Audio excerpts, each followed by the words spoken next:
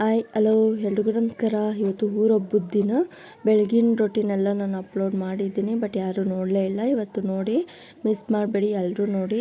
ತುಂಬ ಚೆನ್ನಾಗಿದೆ. ನಮ್ಮೂರಲ್ಲಿ ಯಾವ ಥರ ಊರ ಹಬ್ಬ ಮಾಡ್ತೀವಂತ ನಾನು ವೀಡಿಯೋದಲ್ಲೆಲ್ಲ ಅಪ್ಲೋಡ್ ಮಾಡಿದ್ದೀನಿ. ದಯವಿಟ್ಟು ನೀವು ನೋಡ್ಬೋದು. ಚೆನ್ನಾಗಿದ್ದರೆ ಕಮೆಂಟಲ್ಲಿ ಕೂಡ ತಿಳಿಸಿ. ಹಾಗೆ ಇವತ್ತು ಆಫ್ಟರ್ನೂನು ವ್ಲಾಗ್ ಮಾಡೋದಕ್ಕೆ ಸ್ಟಾರ್ಟ್ ಮಾಡಿಕೊಂಡೆ. ಯಾಕಂದರೆ ಫುಡ್ಡೆಲ್ಲ ಮಾಡಬೇಕಾಗಿತ್ತು. ಎಲ್ಲರೂ ನೆಂಟರುಗಳೆಲ್ಲ ಬರೋ ಹೊತ್ತಲ್ಲಿ ಅವಾಗೆಲ್ಲ ನೆಂಟರು ಬಂದು ಊಟ ತಿಂದುಬಿಟ್ಟು ಎಲ್ಲ ಹೋದರು. ಆ ಟೈಮಲ್ಲಿ ನಮಗೋಸ್ಕರ ನಮ್ಮಪ್ಪ ಚಿಕನ್ ಫ್ರೈ ಮಾಡಿಕೊಡ್ತೀನಿ ಅಂತ ಹೇಳಿದರು. ಬಟ್ ನಾವೆಲ್ಲ ಕೇಳಿದ್ವಿ ನಮ್ಮಪ್ಪ, ಅಪ್ಪ ನೀನು ಮಾಡಿಕೊಡಪ್ಪ, ನಮಗೆ ಚಿಕನ್ ಫ್ರೈ ನಮಗಿಷ್ಟ ಅಂತ ನಾವು ಕೇಳಿದ್ಕೆ ನಮ್ಮಪ್ಪ ನಮಗೋಸ್ಕರ ಮಾಡಿಕೊಟ್ರು. ಬಟ್ ಯಾವ ಥರ ಹೀಗೆಲ್ಲ ಮಾಡ್ತಾರೆ ಅಂತ ನಾನು ವೀಡಿಯೋದಲ್ಲಿ ತೋರಿಸ್ತಾ ಇದ್ದೀನಿ ನೋಡಿ. ನಮ್ಮಪ್ಪ ಮಾಡೋದೇ ತುಂಬ ಟೇಸ್ಟಿ ಅನಿಸ್ಬಿಡುತ್ತೆ. ಯಾಕಂದರೆ ನಾವು ಕೂಡ ಅಷ್ಟು ಟೇಸ್ಟ್ ಕೊಡ್ತೀವೋ ಎಲ್ಲೋ ಗೊತ್ತಿಲ್ಲ, ಬಟ್ ನಮ್ಮಪ್ಪ ಮಾಡೋದ್ರಿಂದ ತುಂಬ ಟೇಸ್ಟಿಯಾಗಿರುತ್ತೆ, ಸೂಪರಾಗಿರುತ್ತೆ. ಬಟ್ ಇದು ಒಂದು ಸಲ ಟ್ರೈ ಮಾಡಿ ನೋಡಿ. ಈಸಿಯಾಗಿ ಮುದ್ದೆ ಸಾಂಬಾರಿಗೆ ಚಿಕನ್ ಫ್ರೈ ಮಾಡ್ಬೋದು. ಸಿಂಪಲ್ಲಾಗಿರುತ್ತೆ, ತುಂಬ ಚೆನ್ನಾಗೂ ಇರುತ್ತೆ. ಈ ಥರ ಒಂದು ಸಲ ನೀವು ಟ್ರೈ ಮಾಡಿ ನೋಡ್ಬೋದು. ಬಟ್ ನಾವು ಕೇಳಿದ್ದೀವಿ ಒಂದು ಕ್ಷಣಕ್ಕೆ ನಮ್ಮಪ್ಪ ನಮಗೋಸ್ಕರ ಮಾಡಿಕೊಟ್ರು. ಅದೊಂದು ದೊಡ್ಡ ಖುಷಿ ಅಂತಲೇ ಹೇಳ್ಬೋದು.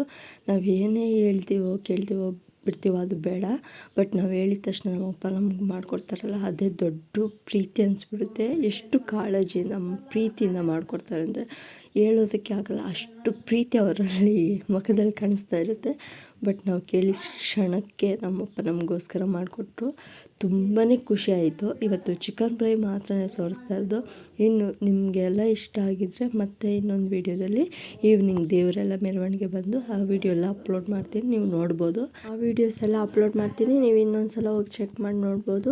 ಇನ್ನು ಇರೋ ವೀಡಿಯೋಸ್ ಎಲ್ಲ ನೋಡಿ, ಫುಲ್ ಎಂಡ್ ಆಗೋವರೆಗೂ ನೋಡಿ ಯಾವ ಥರ ಹೀಗೆಲ್ಲ ಮಾಡ್ತೀನಂತ.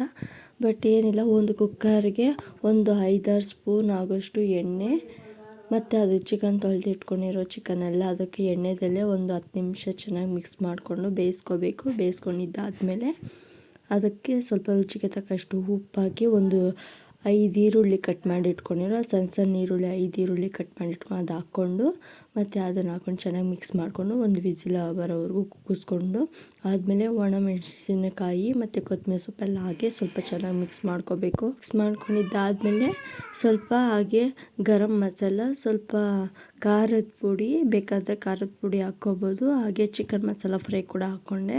ಇಷ್ಟು ಮಾತ್ರ ಹಾಕ್ಕೊಂಡು ಚೆನ್ನಾಗಿ ಮಿಕ್ಸ್ ಮಾಡ್ಕೋಬೇಕು. ಅದೆಲ್ಲ ನೋಡಿಕೊಂಡು ಚಿಕನೆಲ್ಲ ಸಾಫ್ಟಾಗಿ ಬೆಂದ್ಕೊಂಡ್ಬಿಟ್ಟಿದೆ. ತುಂಬಾ ಖುಷಿ ಆಯಿತು.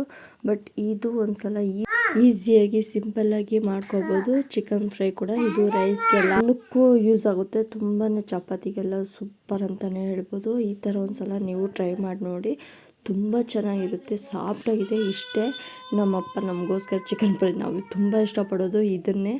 ಬಟ್ ನಮ್ಮಪ್ಪ ನಮಗೋಸ್ಕರ ಮಾಡಿಕೊಡ್ತಾರಲ್ಲ, ಅದೊಂದು ದೊಡ್ಡ ಖುಷಿ ಅಂತಲೇ ಹೇಳ್ಬೋದು.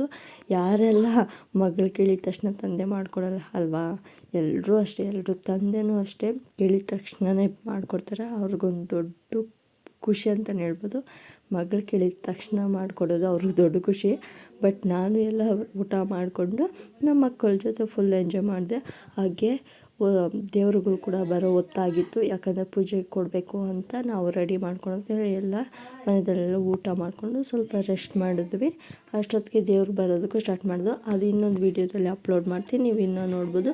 ಈ ವಿಡಿಯೋ ಇಷ್ಟ ಆಗಿದ್ದರೆ ಲೈಕ್ ಮಾಡಿ, ಶೇರ್ ಮಾಡಿ, ಕಮೆಂಟ್ ಮಾಡಿ. Thank you, bye.